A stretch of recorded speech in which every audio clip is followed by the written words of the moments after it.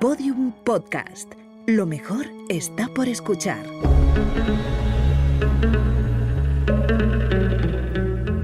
Dentro de la pirámide, con Nacho Ares, en Podium Podcast.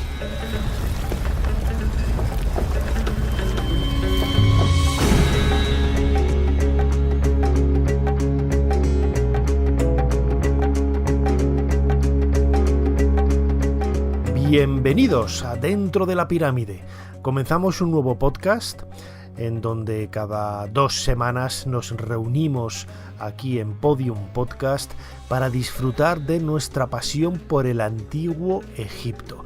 Recordad que la mejor manera para seguirnos es a través de la aplicación de Podium Podcast, pero lo podéis hacer a través de otras plataformas o agregadores de audio en donde nos vais a encontrar las 5 temporadas, todos los programas emitidos hasta ahora, que son más de 80, con temas muy variados. Y además, recordad, tenemos con el mismo nombre ese canal de vídeo en YouTube, Dentro de la Pirámide, en donde todos los domingos a las 8 de la tarde, hora de Madrid, colgamos un nuevo vídeo con un chat en directo, o si hacemos un vídeo en streaming podéis participar y compartir con nosotros vuestras preguntas. Suscribíos, como digo, al canal, porque por cada suscripción vamos a colocar un bloque de piedra para ir construyendo poco a poco esa gigantesca pirámide que nos atrae y nos fascina con todos sus misterios. Dentro de la Pirámide, en Podium Podcast, con Nacho Ares.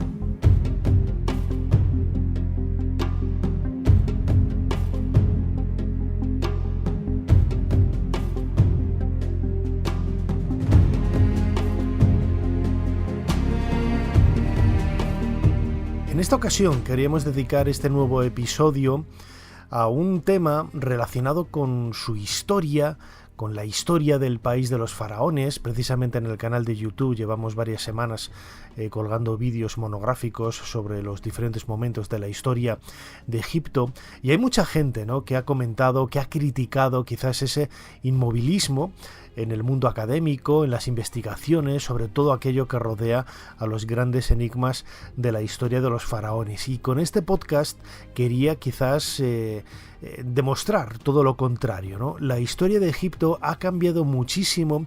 No hay que olvidar que es una disciplina muy joven.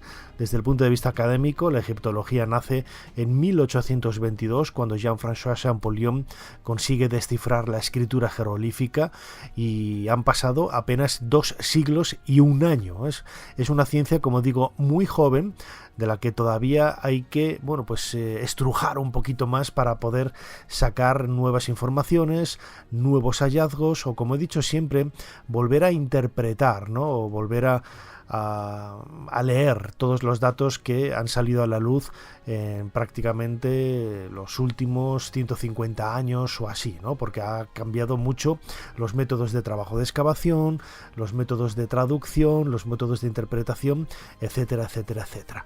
Con todo ello, quizás la forma más clara, ¿no?, quizás, de ver precisamente cómo comienza esa nueva lectura de la historia de Egipto es recordando, ¿no?, la figura de Jean-François Champollion.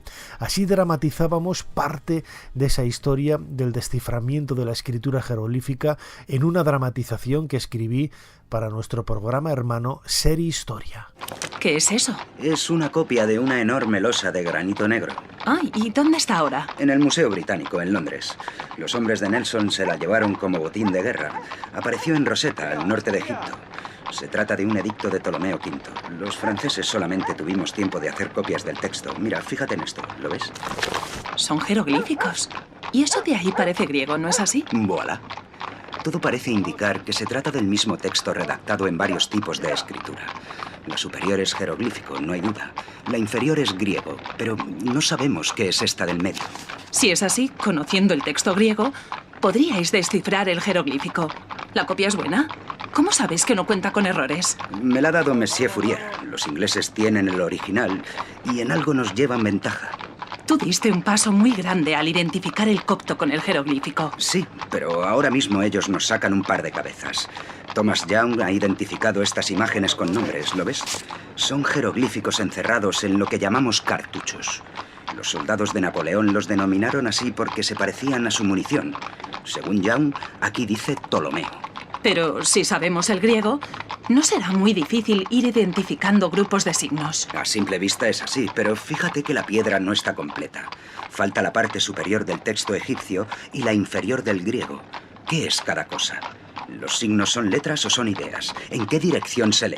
¿De derecha a izquierda o de izquierda a derecha? Y una vez dentro de cada grupo de signos, ¿estos se leen de arriba a abajo o al revés?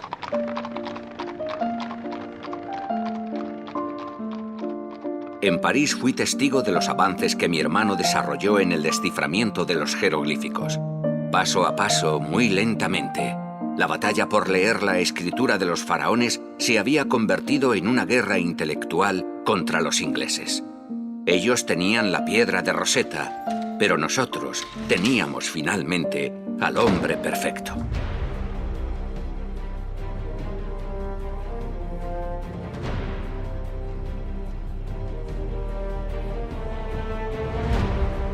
Y así fue.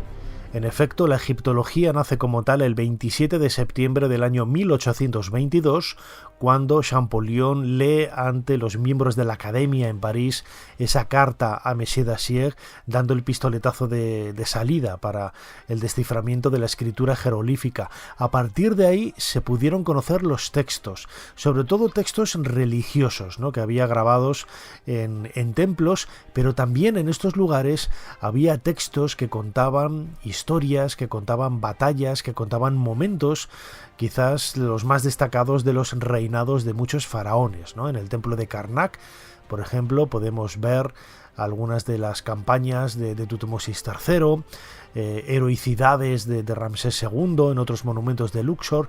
Es decir, se podía entrever un poco los verdaderos entresijos de la historia de Egipto. ¿Y cómo se había construido la historia de los faraones hasta ese año 1822? Pues de una forma muy precaria.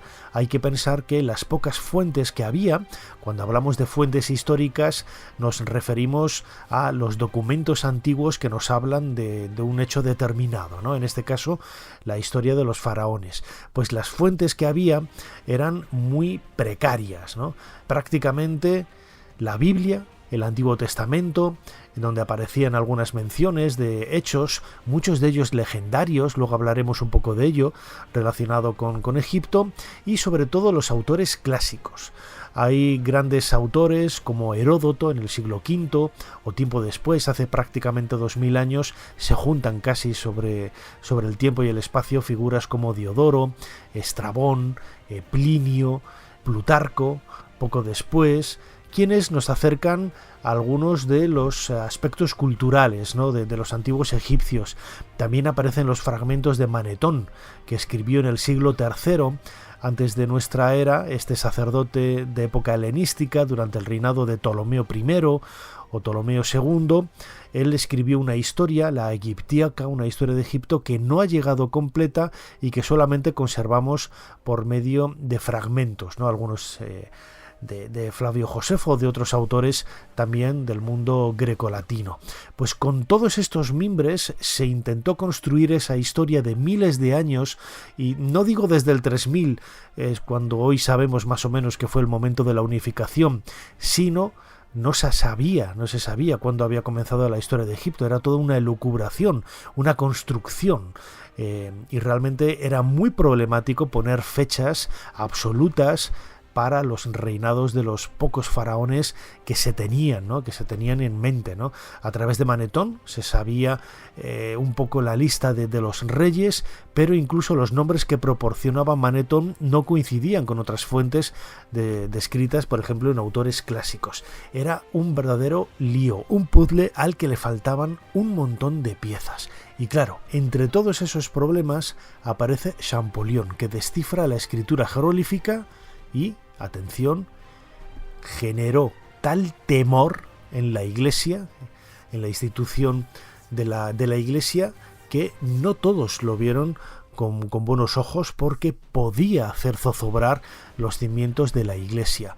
La Iglesia, en teoría, era la única fuente verdadera para algunos datos, como por ejemplo la creación del mundo, y datos que hoy nos parecen un poco absurdos, ¿no? Que no tienen quizás ese predicamento, porque bueno, nosotros ahora lo asentamos sobre todo en datos científicos. En aquella época, en el siglo XIX, en la década de 1820, no existían estos datos científicos, y la Iglesia lanzaba esas teorías, algunas de ellas truculentas, me atrevería a decir, diciendo que la Tierra, el mundo, lo había fundado Dios en el 4300 y algo, a las 7 de la mañana, porque tal, porque cual, porque bla, bla, ¿no? Cosas que hoy nos generan cierta risa, pero que en aquella época eran creídas a pies juntillas. Así recrea este momento la serie de televisión de la BBC, en donde se habla de la figura de Champollion, El secreto de los jeroglíficos. Champollion empezó a difundir lo que había descubierto mediante libros, folletos y una serie de conferencias.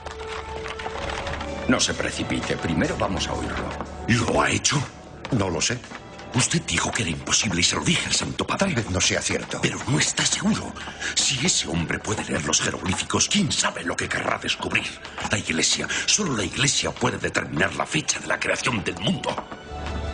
Champollion aún debe demostrar que puede leer todos los jeroglíficos. Eso no le sirve de consuelo a la Iglesia, profesor Sassy. He oído lo suficiente como para saber que ese hombre puede destruirnos a todos. Debemos pararlo.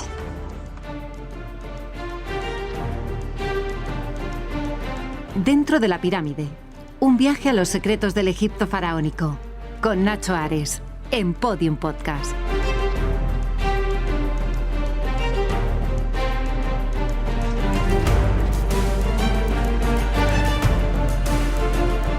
En sus primeras obras, yo tengo algunos facsímiles de los trabajos de Jean-François Champollion, por ejemplo, la época de las pirámides, con el conocimiento que se tenía en aquel entonces, las fechaba hacia el 5000 a.C. Esto ya era una fecha, iba a decir, bastante desestabilizadora, ¿no?, para el pensamiento de la época.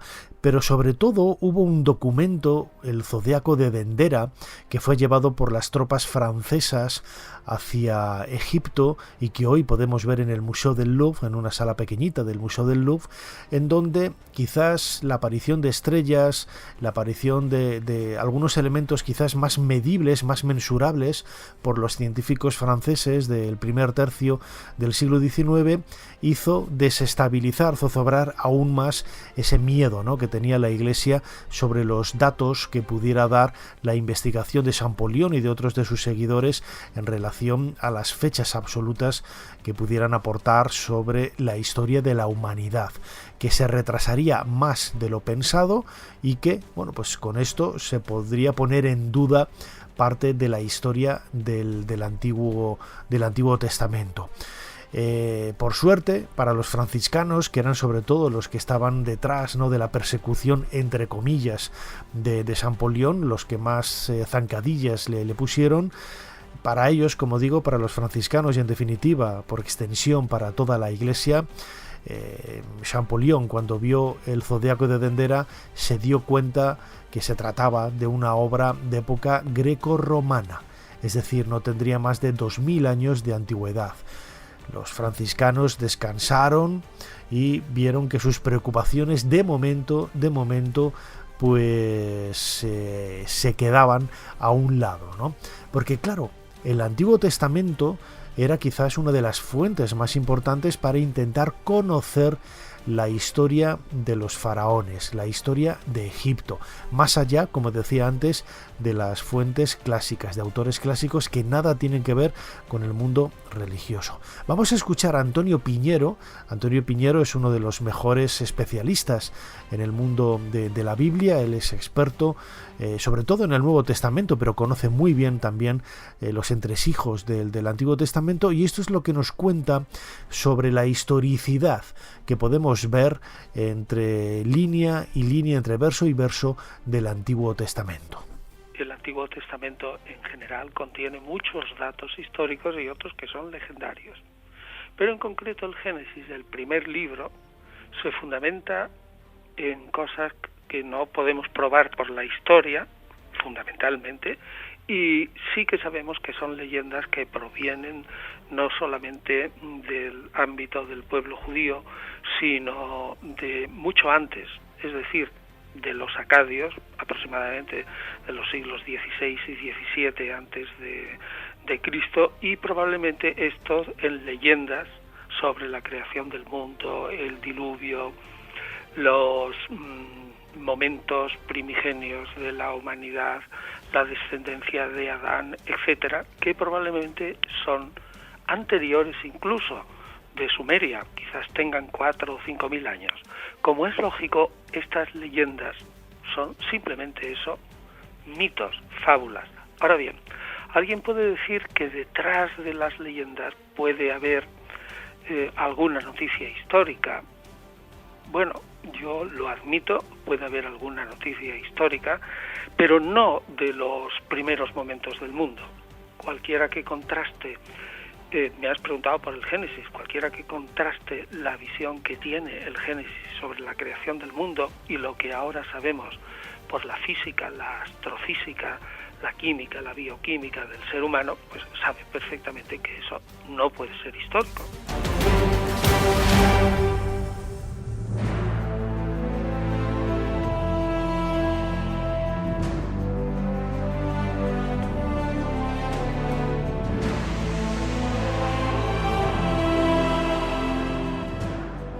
A medida que va avanzando la lectura de textos del Antiguo Egipto, pues aparece, por ejemplo, en las primeras publicaciones no solamente de Champollion, sino también de Richard Lepsius, luego posteriormente ya Maspero, Mariette, otros grandes investigadores europeos de aquella época. Se va empezando a construir una historia más o menos asentada del Antiguo Egipto.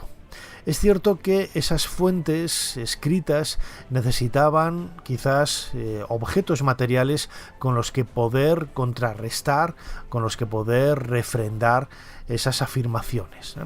Porque bien, no sabíamos si los textos que aparecían escritos sobre los templos eran reales o eran invenciones. De alguna forma, algo parecido sucedió con el Antiguo Testamento y esa arqueología, esa llamada arqueología bíblica, que nace precisamente en el siglo XIX, cuando grandes excavadores o protoarqueólogos del momento lo que intentan es buscar referencias en el Valle del Nilo, en Egipto, por ejemplo, referencias materiales, culturales, que pudieran demostrar la existencia de momentos tan importantes como el Éxodo, ¿no?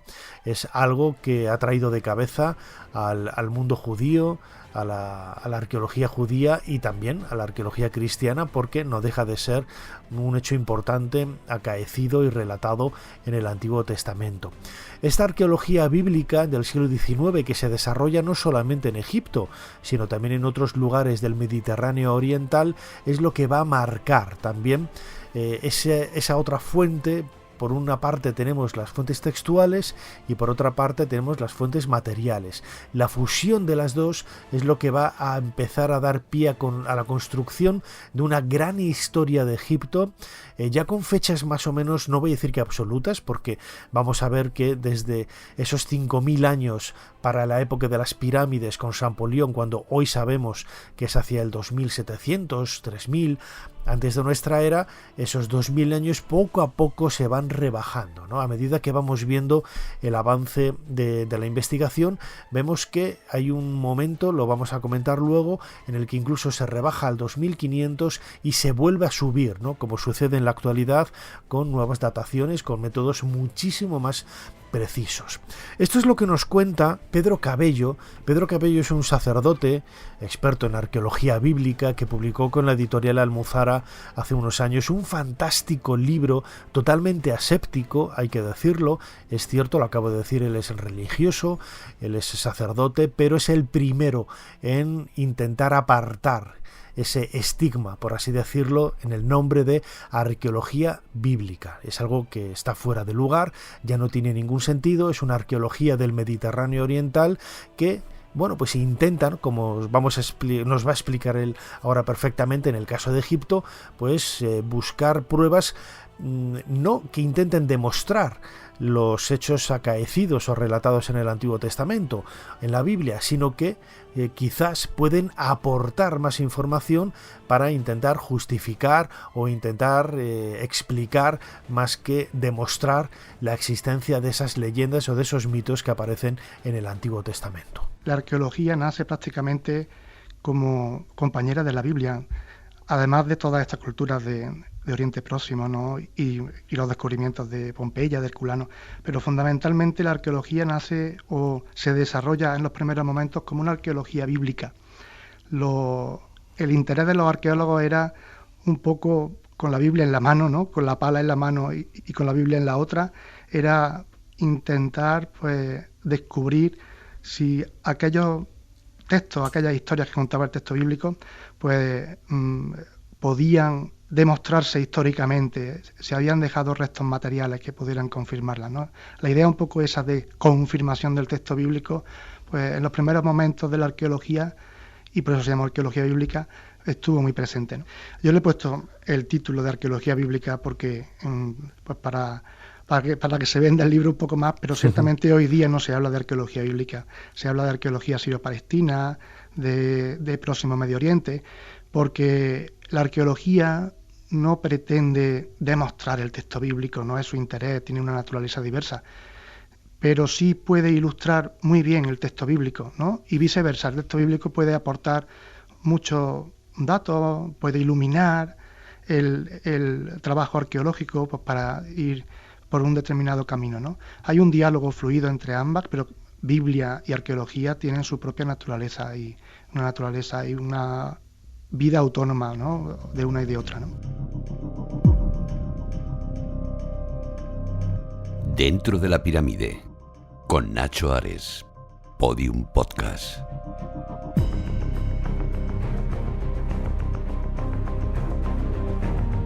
Os recomiendo vivamente ese libro Arqueología Bíblica, publicado por Almuzara, de Pedro Cabello. Quizás uno de los referentes, lo comentaba antes, ¿no?, de soslayo, que podemos ver en el Antiguo Testamento es la existencia o no del Éxodo. Ha sido quizás la meta de muchos arqueólogos de origen judío y que finalmente pues nadie ha conseguido demostrar ni siquiera de lejos. No hay ni una sola evidencia que demuestre la existencia no solamente de Moisés, sino del Éxodo, por mucho que se empeñen, ¿no?, en intentar relacionar la presencia de algunas evidencias entre comillas o pruebas entre comillas que hay en Egipto con esta historia del Antiguo Testamento. Precisamente la construcción de las pirámides hacia el 2600 antes de nuestra era, y que siempre, también a raíz del testimonio de Heródoto en el siglo V antes de Cristo, con la utilización de decenas de miles de esclavos o de trabajadores, se intentó buscar ese punto de conexión con el Éxodo, precisamente diciendo que los judíos eran los que habían construido las pirámides, ¿no? Algo totalmente absurdo que no tiene nada que ver con la realidad arqueológica. Una realidad arqueológica que comenzó a transformarse a finales de la década de 1980, hace prácticamente 40 años. Yo recuerdo cuando estudiaba en la Universidad de Valladolid, en primero de carrera, en el año 90-91, pues apareció en los medios de comunicación los primeros reportajes, ¿no?, de esas excavaciones que se estaban llevando a cabo en la meseta de Giza, en un lugar que ya se llamaba por aquella época, por aquel entonces, la ciudad de los constructores de las pirámides. Un hallazgo realizado de forma casual. Una turista americana que paseaba a caballo por aquel lugar hundió las patas en un lugar de la meseta de Giza, en la ubicación sur, frente a la aldea de Nasr el Zaman, y ahí se encontró una tumba que se siguió aumentando, ¿no?, el terreno de excavación hasta aparecer la necrópolis y también la ciudad de los constructores de las pirámides, por los títulos que tenían algunas de estas personas.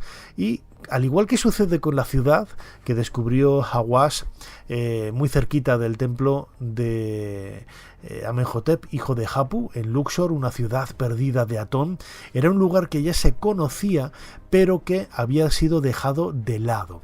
Es decir, había restos de muros, había restos quizás de alguna tumba, pero nunca se había excavado en profundidad, tal y como hizo Zahi Hawass a finales de la década de 1980 junto con Mark Lehner, a quien vamos a escuchar ahora hablando también en un fragmento de un documental de televisión. Y todo ello sacó a la luz pues un hallazgo realmente majestuoso, ¿no? Más allá de ese muro del Cuervo que podemos ver pues muy cerquita de ese aparcamiento en donde hoy los autobuses recogen a los turistas que se acercan a ver la meseta de Giza por el lado de la Esfinge. Cuando salimos los turistas y vamos al autobús, los autobuses están parados en una explanada alisada, cementada, y justo detrás está ese muro del Cuervo que separa el parking de lo que es la ciudad de los constructores de las pirámides, muy cerquita también de una loma en donde hay un cementerio islámico, un cementerio musulmán.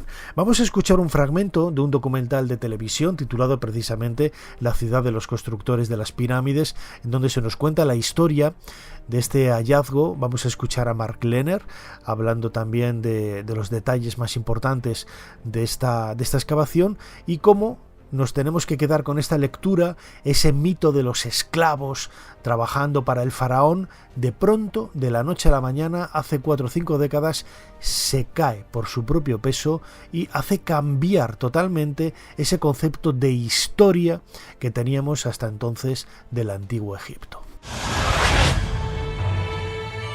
Zahi Hawass ha centrado parte de sus trabajos de investigación en hallar la ciudad de los constructores de las pirámides. En los años 80 se empezaron las obras para el nuevo alcantarillado de un suburbio localizado cerca de la meseta de Gizeh. Los trabajos desenterraron los restos de un antiguo muro de ladrillos. Entre 1988 y 1989, Hawass y el arqueólogo Mark Lehner llevaron a cabo un proyecto de excavación para encontrar la ciudad perdida de los constructores a 400 metros al sur de la Esfinge y más allá del Muro del Cuervo, donde se encontraba el recinto sagrado. El Dr. Zahi excavó en la pendiente para encontrar el cementerio de los trabajadores. Hemos encontrado un asentamiento más abajo del cementerio, donde podrían haber vivido los obreros, donde preparaban sus comidas y almacenaban el grano. ¿Esas ruinas, descubiertas accidentalmente, pertenecen a la ciudad perdida de los constructores? El sitio se había clausurado porque los asentamientos no interesaban. Solamente interesaban las tumbas, las estatuas, los juncos de oro, las momias y las inscripciones.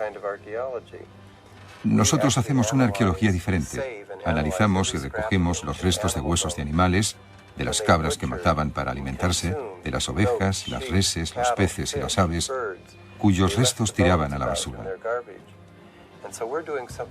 Estamos haciendo una labor de antropología. Recogemos esas pruebas para saber cuál era su dieta, cómo vivían, cómo era el clima, cómo obtenían los alimentos y cómo conseguían la energía para construir la pirámide. Recogemos las pruebas, hacemos dibujos, hacemos fotografías y tratamos de reconstruir sus vidas. Porque para nosotros es mucho más interesante que otra tumba con más inscripciones. Casi nos sentimos desdichados si encontramos cosas bonitas. Esta excavación no es para eso, es para encontrar información sobre cómo vivían y se organizaban. En el sitio, los arqueólogos han descubierto diferentes tipos de edificios. Probablemente la característica más importante del sitio son estas galerías largas o corredores, con grandes bloques. 4 grandes bloques de galerías que ocupan un espacio de casi 200 por 100 metros. y están unidas al gigantesco muro de piedra llamado el Muro del Cuervo en la parte noroeste del sitio.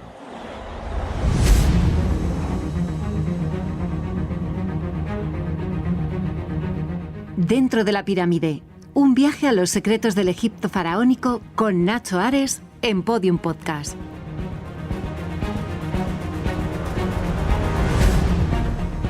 La historia de los esclavos se tambalea, ¿no?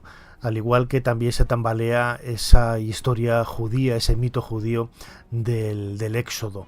Realmente la historia de Egipto, como vemos, ha cambiado mucho en las últimas décadas. No solamente desde el punto de vista del contenido, ya nadie piensa en los esclavos, absolutamente nadie piensa en los esclavos. Además es algo que yo me he dado cuenta, ¿no? Visitando Egipto, la primera vez que lo visité fue en el año 92. En aquella época todavía no estaba muy asentado ese concepto de la ciudad, de los constructores, de las pirámides, y todavía se hablaba de esclavos. Pero a medida que ha ido pasando el tiempo y se ha ido asentando en ese pozo de conocimiento de los guías oficiales de Egipto, ya nadie habla de esclavos, ¿no? Habla de obreros especializados que recibían un salario, un pago por ese trabajo en la construcción de las pirámides. Pero esa historia de Egipto también ha cambiado en los últimos años desde el punto de vista cronológico. Es decir, lo comentaba antes, Champollion decía que las pirámides se construyeron hace casi 7.000 años, en el 5.000 antes de nuestra era, y hoy nadie se cree ya esa época, esas fechas, ¿no? En la década de 1950, por ejemplo, cuando apareció la historia de Egipto, de Drioton y Bandier, dos egiptólogos franceses clásicos, ¿no? Su libro, que fue traducido al castellano, fue un referente no solamente en el mundo galo, en el mundo anglosajón, sino también en el mundo hispano. Ellos daban una fecha, por ejemplo, para el reinado de Keops del 2500, grosso modo, antes de Cristo. Es decir, habían reducido a la mitad la antigüedad que ofrecía Champollion. Hoy, por ejemplo, si nos acercamos a la Wikipedia, que he estado chequeando antes, no es una fuente fiable para muchas cosas, pero es cierto que sí que es el reflejo, quizás más amplio. Mucha gente critica la Wikipedia, pero a mí me parece que es una enciclopedia que es igual de válida que cualquier otra, porque también en el Espasa o en Larousse o en la enciclopedia británica hay errores de caerse de espaldas, que también hay que decirlo, o nadie se atreve a criticarlo, ¿no? Pero la Wikipedia, por ejemplo, da para el reinado de Keops una fecha alrededor entre el 2550, grosso modo, antes de Cristo. Es decir, ya ha retrasado 50 años lo que daban a entender Drioton y Bandier en la década de 1950. Mark Lehner, en el último trabajo que ha publicado precisamente a colación de unos papiros que vamos a comentar luego, los papiros de Wadi el-Jarf, él ya da una fecha, quizás para mí la más acertada, de la construcción de la Gran Pirámide hacia el 2650. Es decir, vuelve a retrasar la construcción de este monumento. ¿Por qué? A raíz de los trabajos, dataciones por carbono 14 que se han realizado en los años 80, 90 y ya en la década de 2020. Fechas que retrasan casi 100 o 150 años la fecha tradicional que en las últimas décadas se daba por buena para la construcción de la Gran Pirámide, es decir, hacia el 2500 antes de nuestra era. Vamos a recuperar del archivo un corte de José Miguel Parra. Yo creo que es el egiptólogo que mejor conoce el mundo de las pirámides en nuestro país, en España. Él hablaba en la temporada número 2 de Dentro de la Pirámide, en un programa que hicimos precisamente sobre la antigüedad de Egipto, de este carbono 14, ¿no? Y de estas dataciones por carbono 14 que retrasaban no solamente la pirámide, la Gran Pirámide de Keops en la meseta de Giza, unos 100-150 años a las teorías tradicionales del 2500, es decir, la colocaba ya en el 2600, sino que también retrasaba todas las pirámides y muchos de los monumentos del reino antiguo, del imperio antiguo. Vamos a escuchar a José Miguel Parra. Las muestras que se tomaron a finales del siglo XX pues siendo la Gran Pirámide un monumento de piedra, no se puede realizar carbono 14 con él, evidentemente. Entonces lo que se fueron encontrando fueron pedacitos de hierbas o trocitos de madera y demás que aparecían en la argamasa que muchas veces aparece entre las piedras. Y claro, eso pues supone que puede estar calentada en su momento debido al yeso con el que se hace, o con el barro, o incluso el mismo contacto con las manos del obrero que lo hizo. Entonces esas pequeñas dimensiones de la muestra y la posible contaminación pues también sirven un poco para explicar la dimensión, las medidas un poco extrañas que se han encontrado en algunas de ellas, ¿no? Pero el caso es que ya te he dicho, cuando se reestudian los resultados y se van ajustando con los nuevos descubrimientos, esa curva se va acercando progresivamente más y acabamos teniendo unas mediciones que son relativamente normales, con esa variación de años que es típica en las mediciones de carbono 14, que en modo alguno son precisas, no nos dan un año, sino que nos dan una variación entre un año y otro año que puede ser más o menos larga, y al final lo que se acaba mencionando casi siempre pues es eso, la medición mínima o la medición media, mejor dicho.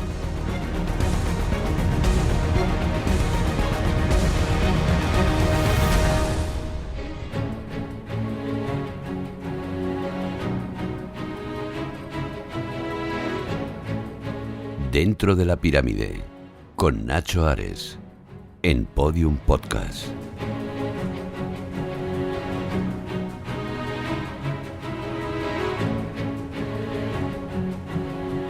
Es curioso, ¿no?, que hay mucha gente que sigue negando el valor de las dataciones por carbono 14 porque ha oído campanas y no sabe dónde, ¿no?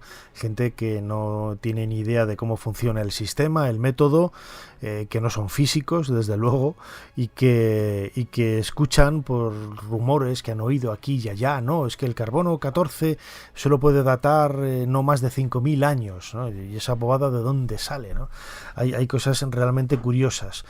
Sobre todo algunos negacionistas, ¿no?, como los que trabajan en el ámbito de la Sábana Santa, que son incapaces de aceptar las dataciones que se dieron, ¿no?, hace casi 30 años, y que en el caso de la Gran Pirámide, como escuchábamos ahora a José Miguel Parra, es cierto que no se puede datar por este método la piedra, pero sí los elementos orgánicos que se emplearon en ese yeso, en la formación de ese conglomerado que se utilizaba para unir los bloques, ¿no? Ese cemento, ese pegamento, entre comillas, ¿no?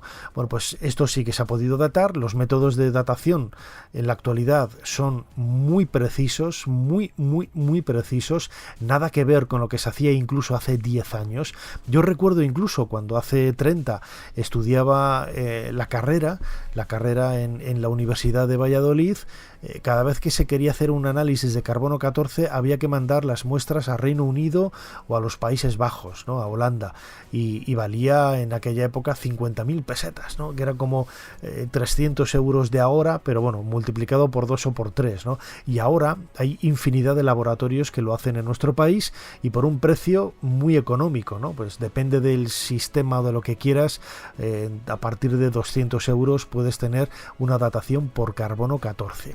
¿Y eso qué significa? Pues que tenemos fechas prácticamente absolutas, ¿no?, dentro de una horquilla de tiempo, más o menos arriba un año, más o menos abajo otro año, pero son fechas bastante precisas, en lo que nos ayuda a construir esa historia de Egipto, que, como decía ahora, es lo que marca un poco el guión que nos hemos prefijado en este nuevo episodio de Dentro de la Pirámide, y que hace que Mark Lehner, por ejemplo, y otros expertos en el mundo de las pirámides hayan datado ya casi de forma definitiva, ¿no?, la construcción de la Gran Pirámide en algún momento hacia el año 2650 antes de nuestra era, es decir, casi 150 años más antiguo de lo que se creía hasta ahora.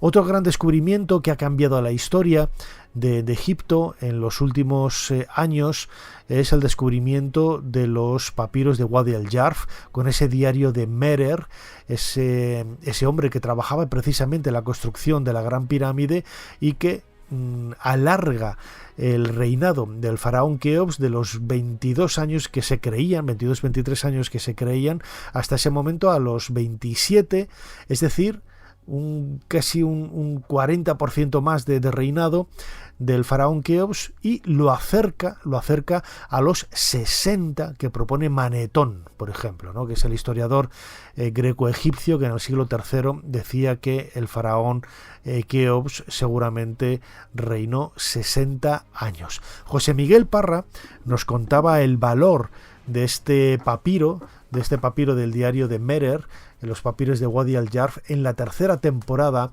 en ese episodio que titulamos Lo que no sabemos de la Gran Pirámide. Básicamente el papiro o los papiros son lo más cerca que vamos a estar, creo yo, de saber cómo se construyeron las pirámides. Excepto un vídeo grabado por alguien que haya viajado al pasado, es lo más interesante que vamos a encontrar, porque es un señor que estuvo trabajando en la Gran Pirámide, un experto en mover piedras, capataz de un equipo de cerca de 200 personas, que se va al Mar Rojo a tapar con piedras muy grandes unos agujeros que son almacenes para ese puerto en el Mar Rojo, porque precisamente sabía mover las piedras, y lo que hace es, cuando está allí, se da cuenta de que le sobran papeles, y lo que hace es, en vez de tirarlos porque se pueden reutilizar, es guardarlos detrás de una de esas piedras que había utilizado para tapar esas entradas. Y nos cuenta cuál es su día a día durante 3 meses como capataz de un equipo de personas que estaba llevando piedras a la Gran Pirámide, al revestimiento de la Gran Pirámide. De modo que blanco y en botella no se puede decir. No nos dice exactamente cómo cargaban las piedras en el barco ni cómo las arrastraban, pero nos dice: cogemos las piedras, las llevamos al canal, las montamos en el barco, cruzamos el río, las dejamos en el registro central, desde allí al día siguiente las llevamos a la Gran Pirámide, dormimos en la Gran Pirámide, es decir, en la ciudad de los trabajadores que está excavando desde hace cerca de 20 años o más nuestro amigo Mark Lenner, y después vuelven otra vez a Tura Sur a coger más piedras, y así durante 3 meses.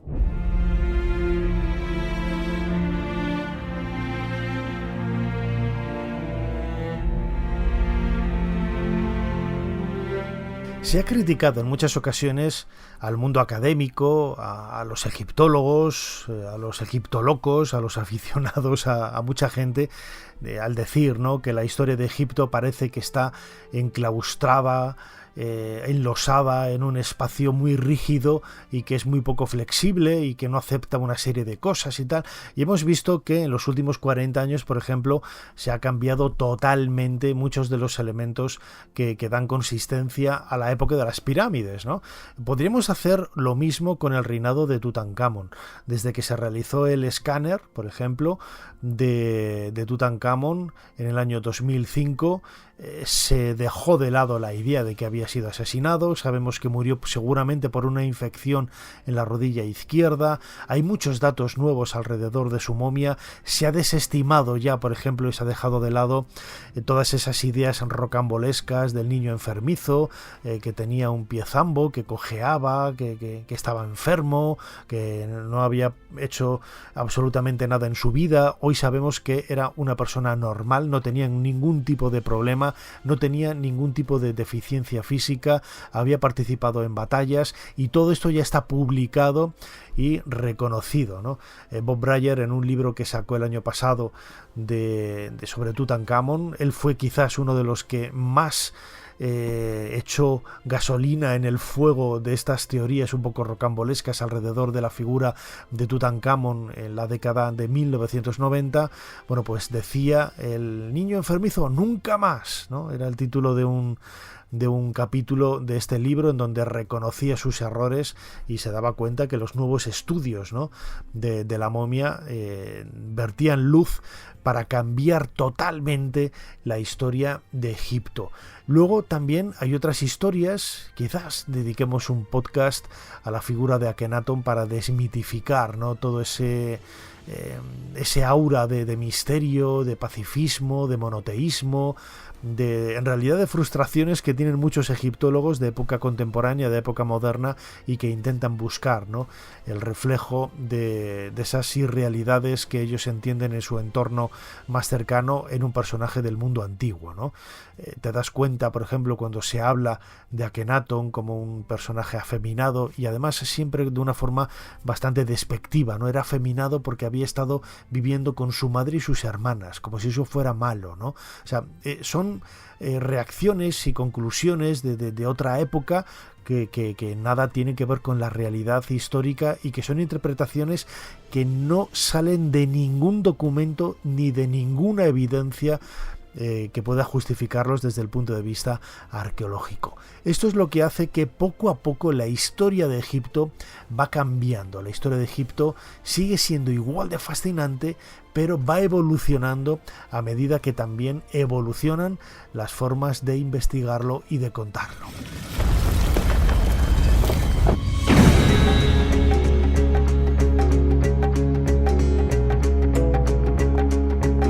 Cerramos la pirámide. En este nuevo episodio hemos colocado un nuevo bloque en la construcción de nuestra maravillosa pirámide llena de historias, de enigmas, de misterios, de arqueología. Espero que os haya gustado este nuevo episodio de Dentro de la Pirámide, que hemos dedicado a desmitificar, ¿no?, ese inmovilismo de la historia de Egipto, un inmovilismo que también se ha dicho en muchas ocasiones del arte, ¿no? El arte egipcio está todo el rato aquí y tal, no sé qué. Y cuando te acercas, ¿no?, a ver escenas de guerra o escenas de baile o escenas de lucha, te das cuenta que de inmovilismo pues tiene prácticamente nada, ¿no? Era un tema que a mí me apetecía abordar desde hace meses, esta evolución de la historia con los nuevos tiempos, con los nuevos métodos de trabajo. No es el final, estoy convencido de que seguramente en un futuro también se puedan reinterpretar una serie de datos, pero desde luego a la luz del entendimiento que tenemos del mundo antiguo en la actualidad, yo creo que hay una serie de pilares que podría decir casi sin temor a equivocarme que son inamovibles. Espero que hayáis disfrutado de este nuevo episodio de Dentro de la Pirámide. Suscribíos al canal si no lo habéis hecho todavía, a través de la aplicación de Podium Podcast o cualquiera de los otros agregadores de audio. Comentadlo, compartidlo en las redes sociales y nos seguimos escuchando aquí dentro de poco, Dentro de la Pirámide. Hasta pronto. Dentro de la Pirámide, con Nacho Ares, en Podium Podcast.